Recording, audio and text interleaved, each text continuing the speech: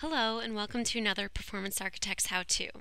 Performance Architects is a business and technology consulting company that helps companies initiate and sustain big changes in their performance management and business intelligence environments and process.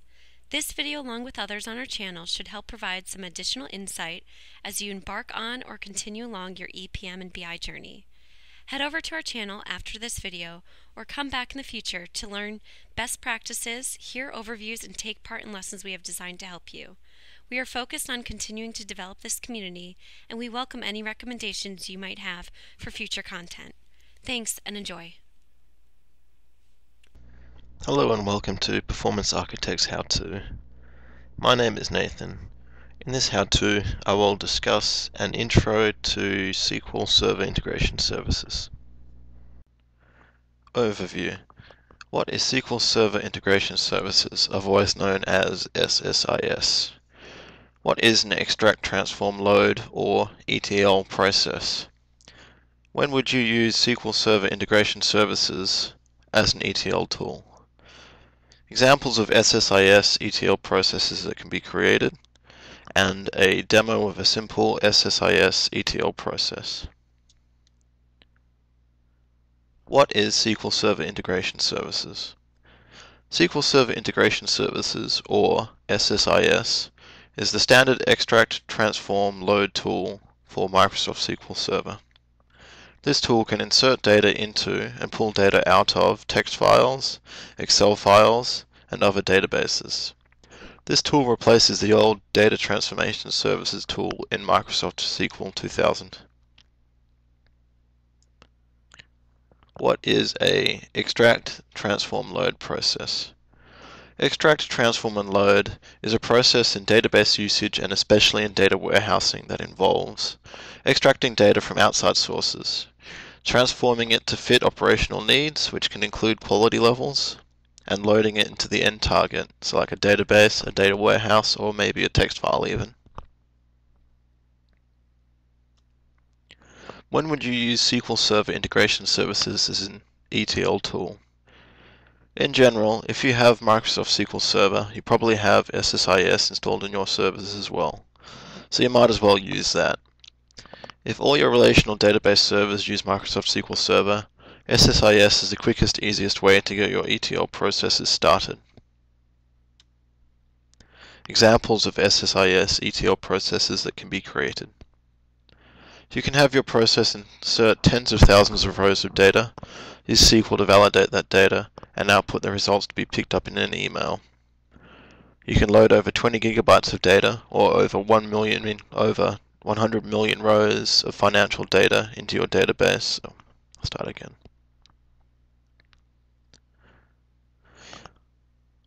You can load over 20 gigabytes of data or over 100 million rows of financial data into your database to be transformed by mappings according to your company's account mappings.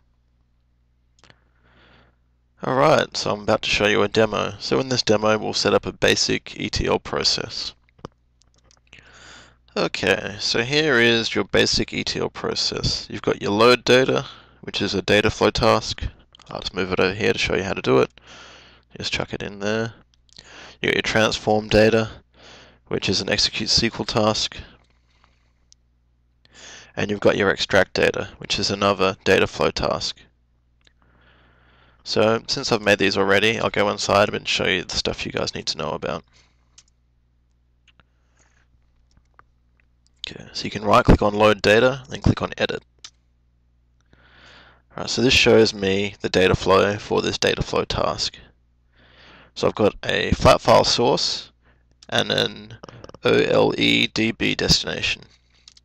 So the flat file source is set up as a connection using the connection manager down here. So I'm using input file. The destination is set up using a connection manager. This connection manager here, localhost demo. So I'll show you the flat file source. Let's right click on it and click edit, and we'll wait a little bit for it to open up. So you can give it a name, find its location. So I've got it on my desktop, and I'll open it up for you. It says this is a test, And then you can set the format in which the file is. You can use delimited, fixed width, or ragged right, header rows, all that sort of stuff. Go into columns. It'll show you what columns it finds in the file. Go to advanced, and you can rename the column, column name, set up the column data type, say how long the column is going to be, and if it's text or not, and click on preview to see a preview. This is how you do a connection for a file. So I'll show you the connection for a database. So you right click on the connection manager, click on edit, and it'll just ask you, what the server name you're trying to connect to, how you try to connect to it, and the database you're trying to connect to. You can then click on test connection to test the connection, and it looks like it works. So I'll open up the flat file source. It'll ask me for connection manager, so I've set up the input file connection manager. It'll ask me for columns and how to map them. So I've got an external column of column 0 and an output column of column 0, so just map those. And it'll ask you a bit about error output. Then you've got your database destination, you right click, click on edit. Set up your connection manager as localhost demo like I showed you before. You go to data access mode, then you choose the table you're going to insert to. So you're going to insert into the input table. So I'll just show you the input table as well. It's just an ID column and an input column. You go mappings. So we've got the column 0 getting mapped into the input column.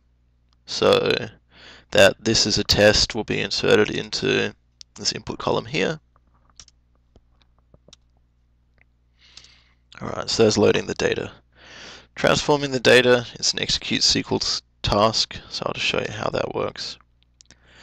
So you've got execute SQL, give it a description and a name, timeout, so how long the equal will run for before it decides to timeout. Result set, this is how you can set up if you're running a query, you can have it return some results into a variable, but I can show you that in another tutorial later.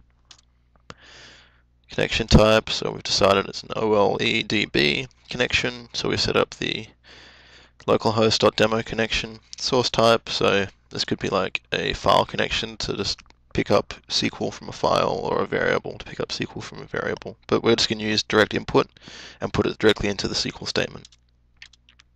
So all we're doing here is just updating the input table and setting all the input columns to this really was a test. So that will just change whatever gets put in here to this really was a test. And I'll show you the extract data, which is very similar to the load data task, except this time you've got a database source and a flat file destination. So your source, you can right click and choose edit. You'll just do the same sort of stuff as I did, setting the database up as a target. So you've just got your demo, table and view, input table. And in this case, we're just going to make sure our input column maps to input column as the output, and ID maps to ID as the output. In flat file destination, you're just going to set, flat file as output file. I'll show you that in a bit more. And mappings, you just want to make sure input column goes to output. So you're not picking up the ID column at all, and it's just going into the output column. So we can have a look at the output file connection manager. So, this file name here is just a location of it. I'll just show you that it's an empty file, so that's okay. If you're loading into an empty file, you just need to make sure you've got your column set up. So to add a new column, you click on new here, and that's how you add a new column. If I didn't have a column here, I wouldn't be able to do this whole extract, because it wouldn't figure out there's a column that data needs to go into. Okay, so when you've done all that, you're pretty much done. You can try the package you just created out by clicking the play button. It'll take a bit of time, but it'll start up. And when stuff works, it turns green. So I can show you the table by refreshing it. You'll see this really was a test, since it was loaded in as this is a test, then the update changed to this really was a test. And I can open up the demo output text file again. And if I open up the demo output.txt file again, you'll see this now says this really was a test instead of being blank. So it was blank here, but now it says this really was a test, so you know everything worked. This was an intro to SSIS.